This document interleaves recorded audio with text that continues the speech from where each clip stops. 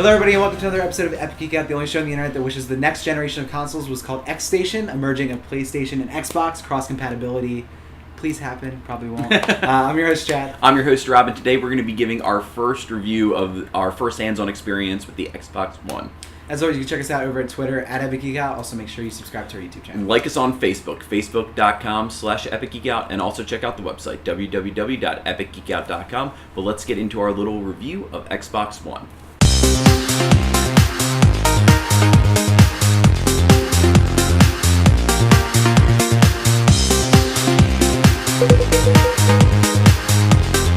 So this weekend we got a chance to get our hands-on time with the Xbox One. Microsoft is doing a grand tour of the Xbox One. It just started in Philadelphia. Was the first stop, which is cool. So check out, I'll put the website back there. Check out if it's coming to your city. They also have some vans driving around that have consoles in there.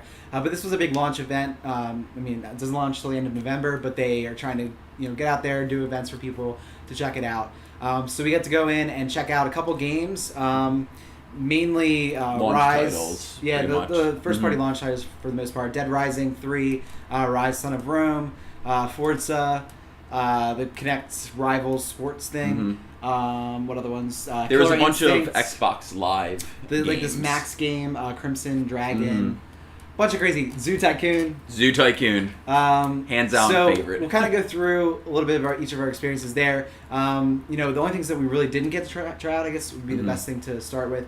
We didn't get to see any of the real menu screen or any of the entertainment stuff. System, right? Which they really should add to this. An area where you can go in the back and they'll just sit you down, and even if it's just because I think most of the people there would have sat down for. Even just a tutorial of it, or just to show how it looked and stuff like that.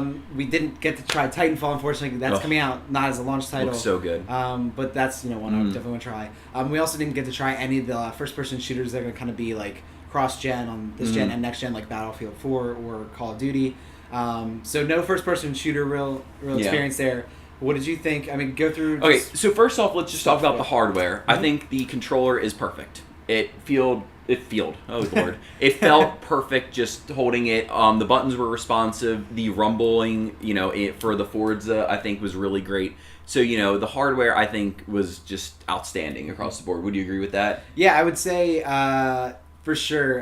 Hardware, I echo the controller. It's perfect. It fits well. I love the Xbox controller.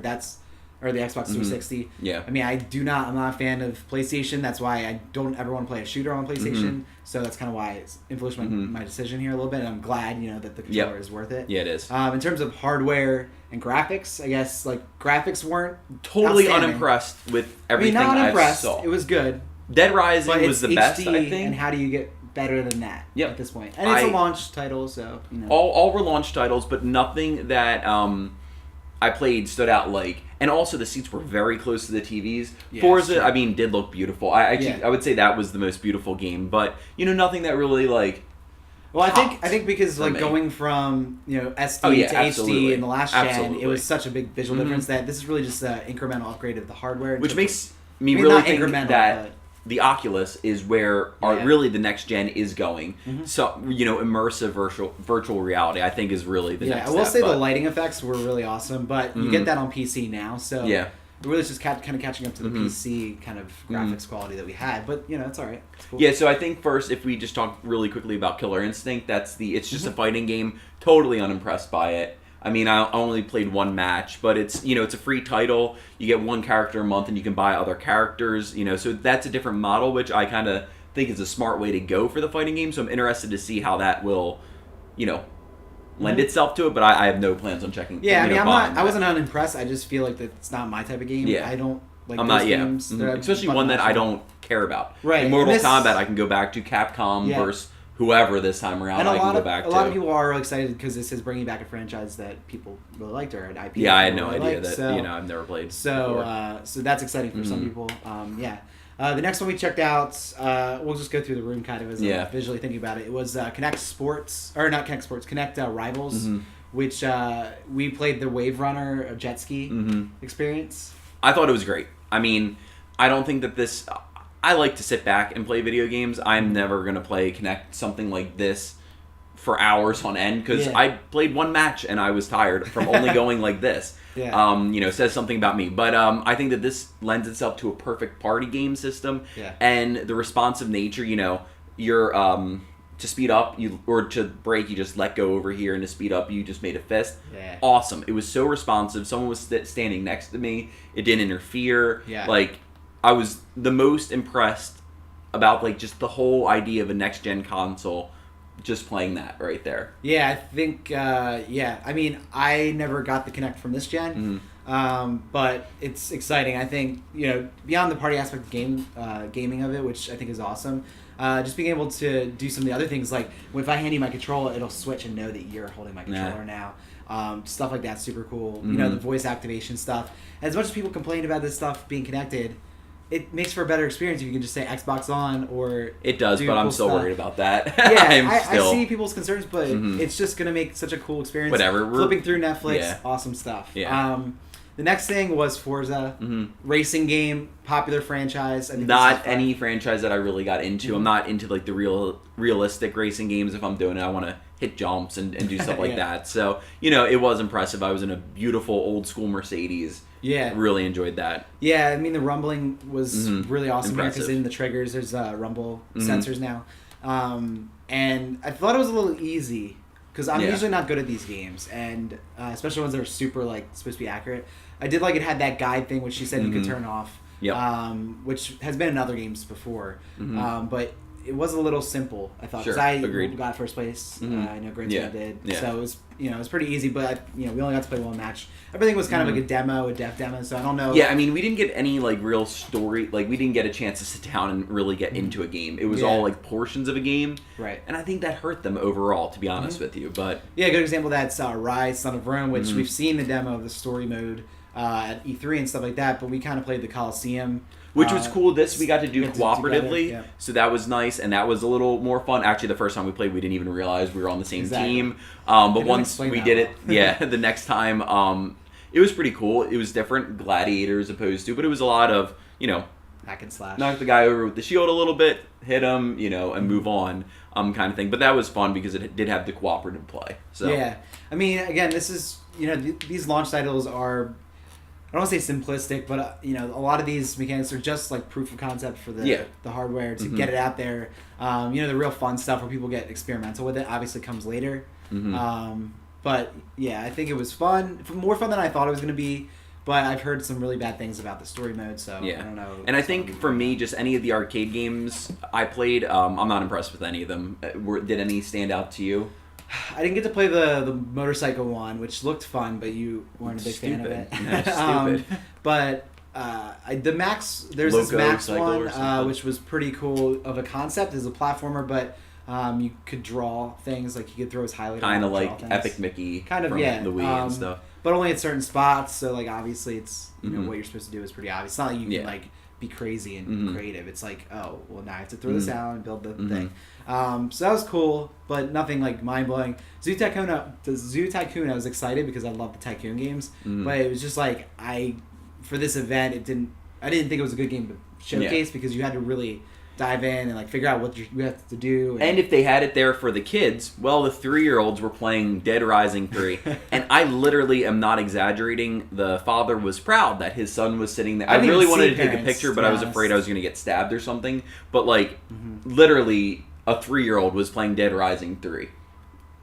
There you go, internet. I mean, I felt the world kind of break. Yeah, and I mean, it was interesting. I don't know how Xbox got around that or Microsoft got, like, I'm sure that they had, I guess the parents are there, what are they going to do? But, yeah, no, you're talking about the kid playing it. I mean, that was just weird. Yeah. But the game itself, I kind of enjoyed, they literally just said, have at it. You had 10 minutes to kill as many, zombies as you wanted, or you could. They gave you some pretty, like, high octane weapons to start out with, but then you could pick up some, like, normal ones, and I was really impressed with the gunplay throughout that game. Yeah, I think, I played the first Dead Rising, and it was I bought it, and I played it for 40 minutes, and I was like, eh. Kind of disappointing. But that's so long ago. The second one, I didn't get a chance to play that one too much. But this one, I thought the gunplay was definitely improved. Aiming was a lot easier. But unfortunately, like, the thing for these games, for me, is the story, and it's awesome.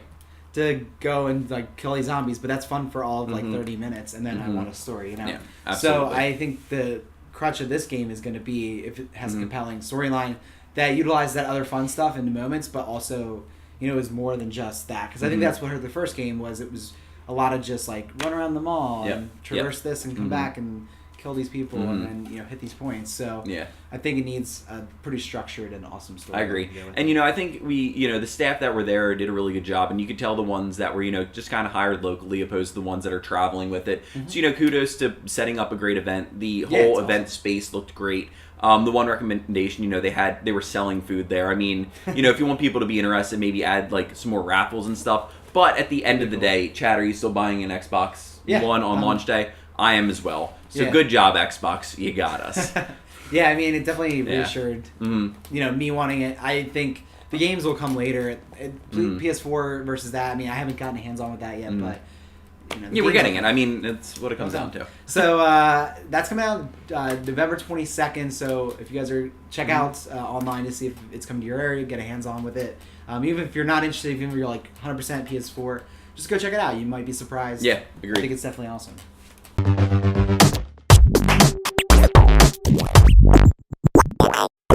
So it's that time of the episode to share some thanks with you guys. What is your thanks today, Rob? I'm going to do kind of a flashback thanks. One of my first thanks of this show was How I Met Your Mother, which I just started watching. I think, even getting the DVDs through Netflix, some archaic system where Netflix wasn't just instant.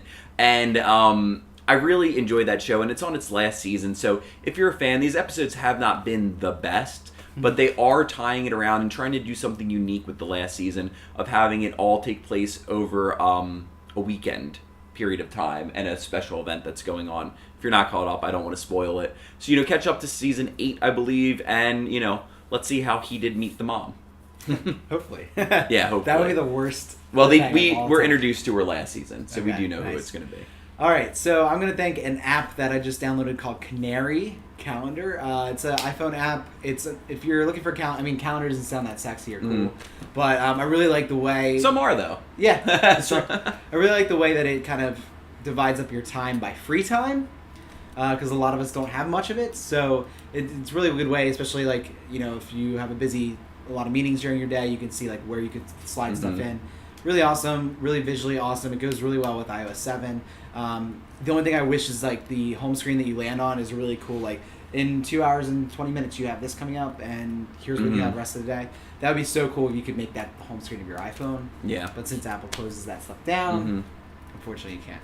But check out Canary Calendar. It's free. It's awesome. It's in the App Store now.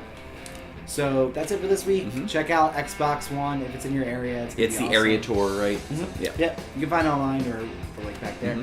But thanks for watching this episode, and we'll see you next time.